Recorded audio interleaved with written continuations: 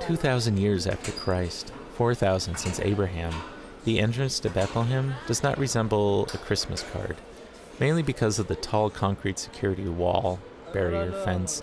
There are many names.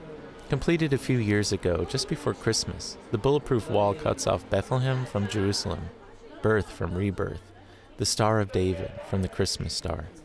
It separates Christmas from Easter. A large banner by the Israeli Ministry of Tourism hangs against a wall next to a gun turret that says in English, Hebrew, and Arabic, "Peace be with you." So it is written. There's a wall around Bethlehem they can't get through. Really terrific Christmas card. Phyllis Weisberg is part of Checkpoint Watch, a human rights group of Israeli women that monitor and report and try to help at checkpoints. We're at the main checkpoint where Mary and Joseph would likely have to pass today. Because of poor conditions in the Palestinian hospitals, it's much safer to give birth in an Israeli hospital in Jerusalem. Yeah, well, they would never have gotten through. I mean, even if she had to give birth, it would have been a problem. There have been cases where people give birth in the checkpoints, that they couldn't get through and make it to the hospital. Abed worked for 20 years at a popular hotel in Jerusalem as a waiter. He and his wife arrived at the checkpoint last year. Her water had already broken, but the soldiers wouldn't let her pass because their permit was for 2 weeks later. She was 2 weeks premature. It was a medical as well as a political emergency. Abed's an Israeli citizen, but his wife is from Ramallah, and if the child is not born in Israel, its life, politically, socially, could be very different. They found a way through, but don't want to share how. I asked him the name of his child. Hala. Hala. It's sweet in Arabic. Hala, it's sweet, yeah. But we don't know what we're doing.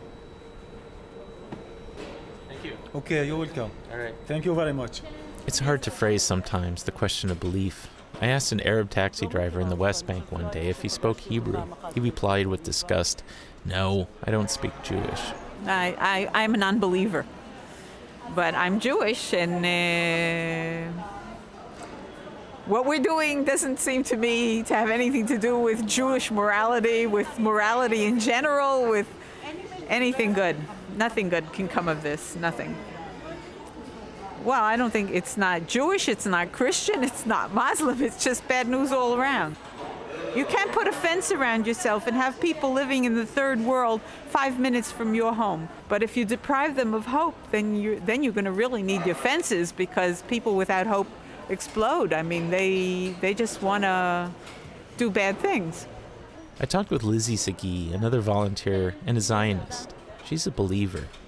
While talking to me, she was struggling to find the right word in English to explain what was going on and had to ask Phyllis. All the while, a boy is trying to sell us a pack of chewing gum. Phyllis, how about ignorance? This is you see this kid? He has no school, he has no kindergarten, he has no love. He knows nothing but the Israeli hates me, and this is why they do it to me. We have to respect everyone. Is this Jewish? No, this is the opposite of Jewish. It's to see the ugliest part of my country. And it hurts. It hurts a lot. I leave them and enter into Bethlehem. They cannot follow. It is written. Soldiers behind blast-proof windows wave me past as I hold up my blue American passport. Entering Bethlehem really is like entering a developing country, or a country not able to develop. The Palestinian side of the wall is dense with graffiti, busted fences list every which way, and rubbish heaps dot the landscape. The tourism economy has been equally devastated, and taxi drivers clamor for my business, offering to take me anywhere for a special price. Jesus? Asked one of the drivers. What? Were Jesus born? Yes, I say. I'd like to see that. Birth is a joyous thing, especially when unexpected, after giving up hope of ever having a child. Sarah and Abraham must have laughed with glee when they had Isaac, for Sarah thought she was too old. God said different. God was right, and so it was. The name Isaac means he laughs. His laughter and blood becomes David's. David's blood then begets and becomes the blood of Jesus. A lineage dripping with laughter, but blood is mixed with tears. Ishmael, the name, means he weeps.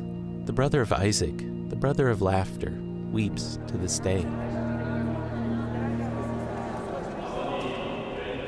Jesus was born in a fireplace, or what looks like a fireplace, a marble hearth underneath the main altar inside the Church of the Nativity, one of the world's oldest functioning churches.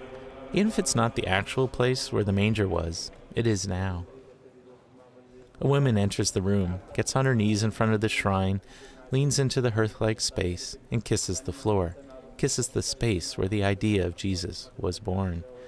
She raises back up and exits through the opposite stairway. She doesn't seem happier or changed in any way, almost like she does it daily, like it was nothing special, more like something that has to be done. It takes me over an hour to get through the checkpoint back into Israel, cramming into throngs of Palestinians trying to get through as well. Hand scanners had just been installed, the latest security technology. And like most new technologies, new interfaces, many elderly people were unclear on how to use it. Soldiers shouted instructions through an intercom, but eventually had to risk their lives and come out. I watched a young Israeli soldier press his hand over an old woman so it lay flat on the scanner. It was the most contact I'd seen between an Israeli and a Palestinian on my whole trip. Together, Isaac and Ishmael waited till the red light turned green.